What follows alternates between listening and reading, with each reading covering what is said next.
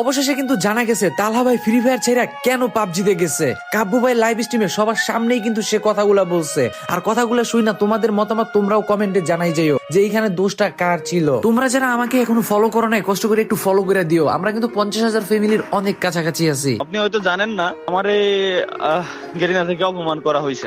অপমানটা করা হয়েছে কিভাবে? কারণ আমাকে ইভেন্টে ইনভাইট করা হয়। কোন ইভেন্টে? ঠিক আছে, ওয়াচ পার্টিতে আমাকে ইনভাইট করা হয়। আগের দিন পর্যন্ত সব ইনভাইট করা হয়। আমাকে বলে যে ভাই আপনি আপনার টিম নিয়ে আসতে পারবেন।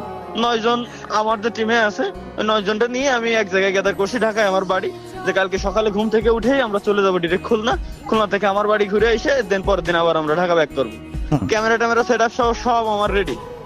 এখন রাত 3টের সময় আমারে কল করে, আল্লাহর কি রহমত ওই সময় আমি যাই গেছিলাম। ওই সময় আমারে কল করে, তাও কল দেয়াই হচ্ছে মারুফ বাইরে দিয়ে, যে তালহা ভাই আপনি কালকে আসতেছেন না, আপনি কালকে অসুস্থ।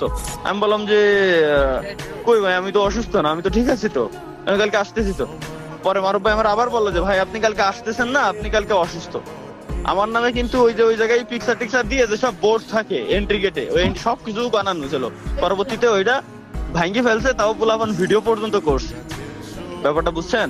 ওই এমন সিন হয়েছে। পরে হয়েছে কি, আমি পরে বুঝতে পারছি ওনার কথা। আমি বললাম যে ভাই এই যে কোন ধরনের কথা বলেন আপনারা, এটা কি মানায় নেওয়া যায় কোনোদিনও?